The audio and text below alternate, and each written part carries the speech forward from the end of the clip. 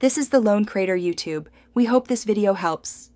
In this video, I will show how to connect a Xerox printer to Wi-Fi.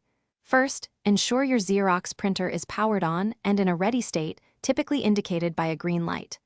Locate the control panel, which is usually a touchscreen or button array. Before you start, make sure you have your Wi-Fi network name, also known as the SSID, and its corresponding password handy.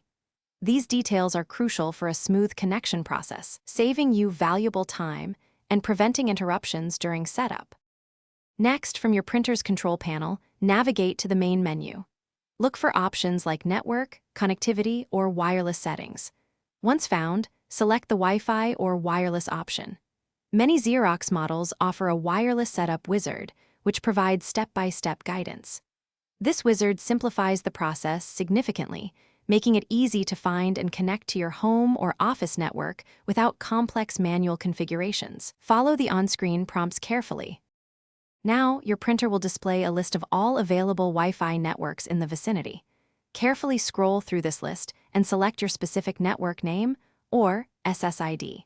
After choosing your network, you will be prompted to enter your Wi-Fi password, often referred to as the WPA2 key. Use the on-screen keyboard to input the password accurately. Double-check for any typos before confirming your selection to initiate the connection process. Finally, after entering your password, the printer will attempt to establish a connection with your chosen Wi-Fi network.